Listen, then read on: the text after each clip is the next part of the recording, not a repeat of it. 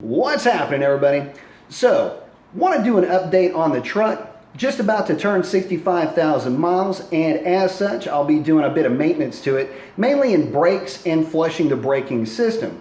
And that got me to thinking, I really haven't done an update on this truck. Although I have made a video saying that I like it and all that, I really haven't done anything else focusing on my truck, and I really should. This thing's my daily driver.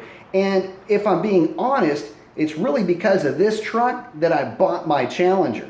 So to recap, the things that I like about the truck, this 5.7 with a tune and 392 gears, 8-speed automatic is a ball to drive. And keep in mind that this thing's more or less my second home. It's an office on wheels for me. I do spend quite a bit of time in it. This truck is the sport package, does have the leather package, and it's nice. So there's that. It's quick. This thing regularly knocks down 0 to 60s in about 5.5 seconds. 5.7 392s with a no slip and a mild tune, that's really all you need, except if you want a little bit of sound. This thing does have a Super 44 hanging out of the back of it because it sounds good, and I like that. But everything's not necessarily roses with these Dodges. So one of the issues that I initially ran into was that there's a kind of a common issue with the Goodyear tires these trucks come with.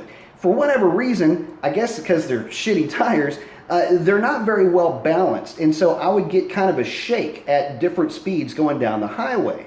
Well, when it came time to replace tires on the truck, Goodyear's went away. I threw on a set of Coopers, stock size, problem went away 100%. So if you are looking to get one of these trucks and they come with the Goodyears, if it's used, chances are you're going to want to get another set of tires on it. If you're buying it new, just burn the things off and throw another set of tires on it. You'll have a lot more fun in the process. Now, other problems that I've run into, well, there really aren't any. The truck's more or less been flawless, and it's been dead set reliable no matter what issues I've put it through. Whether I've kind of off-roaded it a little bit, taking clients on hunting trips, or just day in and day out stuff, no real problems. Except for one little annoying issue, the Hemi Tick. If you don't know what that is, these 5.7s have got a bit of an issue with exhaust manifolds and exhaust gaskets. And what happens over time is exhaust manifold bolts will slowly creep out or lose torque, and you'll get a little bit of a tick at startup as exhaust gases kind of pass past that gasket. Not really a good thing, but it's not necessarily detrimental. That tick goes away within about 10 seconds or 12 seconds to startup, and basically you're on your way. Once everything heats up, seals back together, you're fine. That is a project that I'll be putting together. I may do a video on it, I may not. I don't know how easy it's going to be to film while I'm underneath the truck, unbolting exhaust manifold and putting gaskets in, but I'll do my best. But that's basically what that issue is. But aside from that, I really haven't had any problems. And if you're shopping the competition, just understand this. Every manufacturer has got weird little issues that their product will have. For example, Ford's 3-valve trucks, if you've been looking at those, or if you're driving one of those now, chances are that cam phaser is giving you a fit with as much rattly noise as it's making. The newer EcoBoosts had problems with intercoolers and all the many different hack job fixes that Ford came up with to try to solve that. Chevrolet, engine-wise, probably zero, but I know that there's been issues with the transmissions with those as well. All of them have problems. All of them have their own little ticks, so to speak. So I wouldn't let anything take away from your thoughts if you're looking to buy one of these trucks, whether it's a Dodge or a Ford or a Chevrolet, if you're looking in the used market.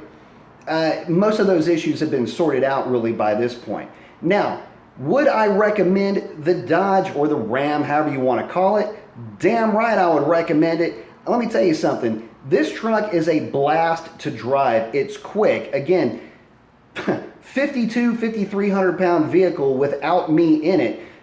Going 0 to 60 in as quick as this thing will, knocking down fairly decent gas mileage, yeah, I would say that that's definitely something that's fun to drive around. Plus, it's nice to drive. These trucks handle very well because they don't have leaf spring suspension. They have a more car-like rear suspension in that it's got a 4-link. Doesn't seem to hamper its ability to carry loads too badly. This thing basically carries around 1,000, 1,200 pounds regularly with no issues whatsoever. So there's that. But, you know, I will say this. Over time, very few vehicles have really grown on me. This truck has. My last truck was an '09 F-150 4x4 with the 5.4. And although I really liked that truck, it just, the kind of the issues that I ran into that thing, they were getting a little bit long in the tooth, if you know what I'm saying.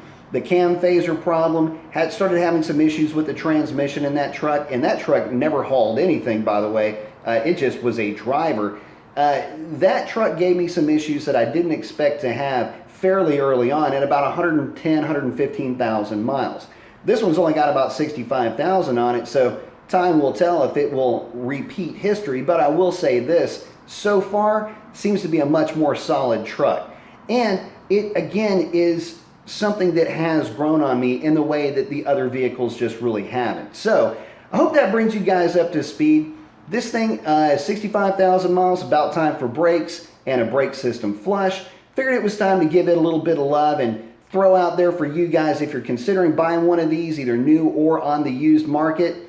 Definitely option one with a 392 gear. Get out there and have a blast with it, because after you drive that truck, I have a feeling that the other brands may leave you wanting. And that's a wrap on this one. Adios.